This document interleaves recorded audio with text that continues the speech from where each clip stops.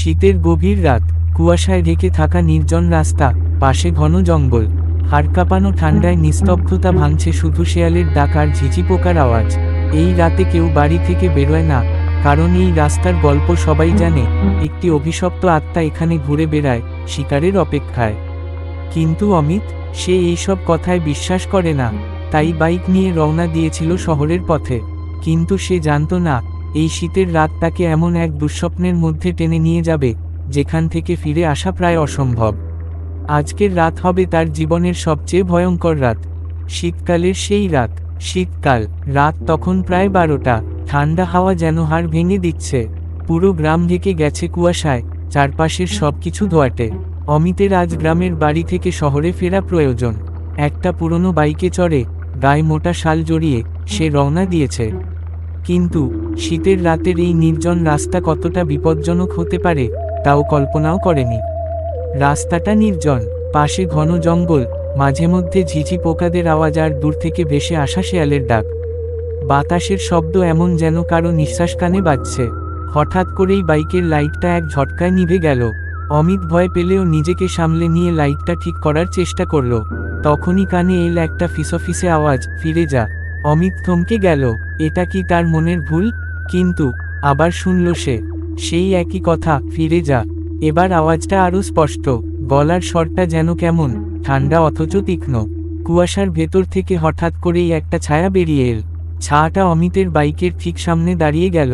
তার মাথার চুলগুলো এলোমেলো, চোখ দুটো জ্বলজ্বল করছে, আর গায়ে সাদা একটা মোটা কাপড় জড়ানো। অমিত গলা শুকিয়ে গেল। ভয় পেয়েও সে বলল, কে আপনি? এখানে দাঁড়িয়ে আছেন কেন? কোনো উত্তর নেই। ছায়াটা শুধু চেয়ে আছে তার দিকে। হঠাৎ করেই সেই ছায়াটা ফিকে হয়ে গেল, আরেকবার যেন বাতাসে মিলিয়ে গেল। অমিত তাড়াতাড়ি বাইক স্টার্ট করার চেষ্টা করল, কিন্তু ইঞ্জিন যেন নড়ছেও না। বারবার চেষ্টা করেও ব্যর্থ। ঠিক তখন পেছনে থেকে একটা ভারী নিঃশ্বাসের শব্দ কানে এল। সে ঘুরে তাকাতেই দেখতে পেল একটা বাচ্চা মেয়ে অন্ধকারে দাঁড়িয়ে। তার চোখ বড় বড়, ঠোঁটে এক অদ্ভুত হাসি। অমিত ভয় পেয়ে জিজ্ঞেস করল, তুমি এখানে কি করছো? তোমার বাড়ি কোথায়? মেয়েটি কোনো উত্তর দিল না, শুধু এগিয়ে এল তার দিকে। তার পায়ের নিচে কোনো শব্দ নেই, যেন সে মাটিতে হাঁটছে না, ভাসছে। অমিত পেছনে সরতে সরতে মেয়েটিকে বলল, দেখো, আমি তোমাকে সাহায্য করতে পারবো না। তুমি তোমার বাড়ি যাও। মেয়েটি এবার থামল, তারপর মৃদু হেসে বলল, তুমি ফিরতে পারবে না। এই কথা শোনার সঙ্গে সঙ্গে অমিতের বুক কেঁপে উঠল। তার মনে হলো কিছু একটা ভুল হয়েছে। ঠিক তখনই চারপাশ থেকে শোনা গেল অদ্ভুত গলার আওয়াজ। কেউ যেন কান্না করছে, কেউ হাসছে, কেউ আবার রাগ করে চিৎকার করছে। অমিতের মাথা ঘুরে গেল। সে তাড়াতাড়ি রাস্তার পাশের একটা গাছের তলায় লুকানোর চেষ্টা করল, কিন্তু তাতে কোনো লাভ হলো না। মেয়েটি আবার সামনে এসে দাঁড়ালো। এবার তার মুখ বিকৃত হয়ে গেছে, চোখ দুটো রক্তের মতো লাল, আর তার হাত থেকে যেন রক্ত ঝরছে। অমিত চিৎকার করে উঠল, কি চাও তুমি? আমাকে ছেড়ে দাও। মেয়েটি কেবল হাসল, তারপর বলল, তোমার সময় শেষ। এখানে কেউ এলে আর ফিরে যেতে পারে না। তুমি আমার কাছে চলে এসেছ, আর এই শীতের রাতে এখান থেকে মুক্তি নেই।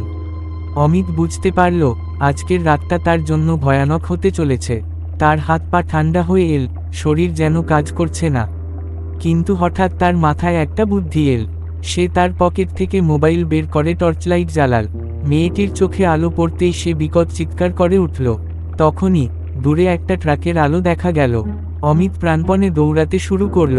তার পেছনে থেকে শোনা গেল সেই মেয়ের আওয়াজ, তোমার পাপ তোমাকে ছেড়ে দেবে না। অমিত কোনোমতে ট্রাকটাকে থামালো।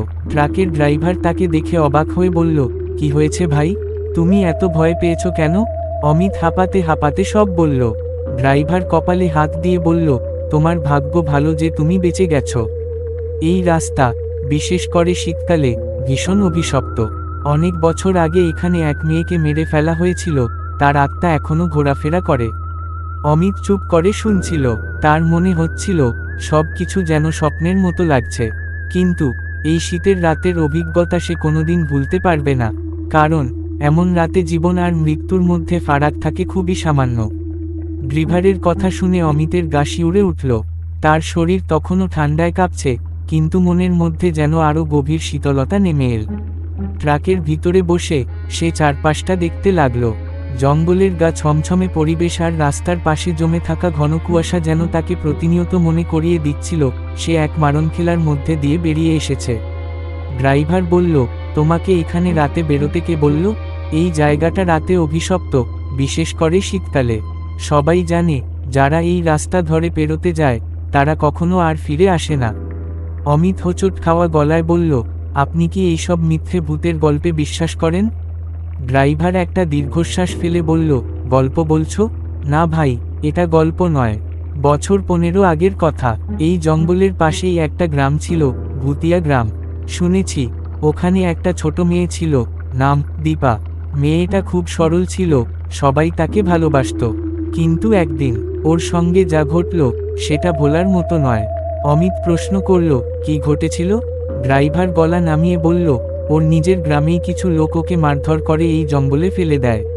শীতে জমে গিয়ে সেখানেই মারা যায় দীপা। মেয়েটা নাকি মরে যাওয়ার আগে শেষ নিঃশ্বাসে অভিশাপ দিয়ে গিয়েছিল, যারা এই রাস্তা দিয়ে যাবে তারা সবাই আমার মতো যন্ত্রণা পাবে। এরপর থেকেই এই রাস্তায় অনেক অদ্ভুত ঘটনা ঘটতে শুরু করে। অমিত চুপচাপ ড্রাইভারের কথা শুনছিল। হঠাৎ তার মনে পড়ল মেয়েটির চোখ, তার অদ্ভুত হাসি আর সেই গলার স্বর। সবকিছু যেন ড্রাইভারের গল্পের সঙ্গেই মিলে যাচ্ছে। ড্রাইভার কথা বলতে বলতে গাড়িটা থামিয়ে বলল, এই নাও, তুমি শহরের কাছাকাছি পৌঁছে গেছ। আর কিছু ভাবার দরকার নেই। বাড়ি ফিরে গিয়ে একটু শান্তি করো। অমিত ট্রাক থেকে নেমে ধন্যবাদ জানালো, কিন্তু তার মন অদ্ভুত একটা অস্বস্তিতে ভরে উঠেছিল। সে শহরের দিকে হাঁটতে শুরু করলো, আর নিজের মনের মধ্যে একটাই প্রশ্ন ঘুরপাক খাচ্ছিল, আসলে কি বেঁচে ফিরলাম?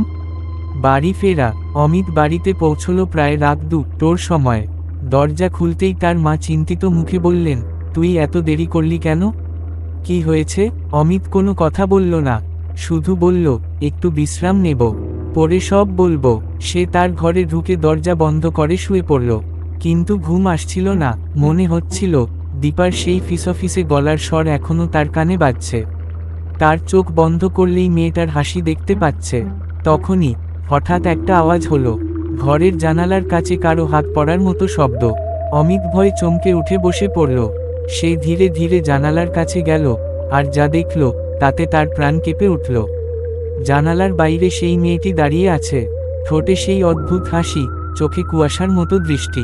অমিত চিৎকার করে উঠল, তুমি এখানে কিভাবে এলে? মেয়েটি কোনো কথা বলল না, শুধু জানালার কাছে হাত রেখে ধীরে ধীরে বলল, তুমি ভেবেছ তুমি পালাতে পেরেছ? না, এই শীতের রাতের গল্প এখনো শেষ হয়নি। অমিত ভয় পেছনে সরে গেল। শীতকালের সেই রাত।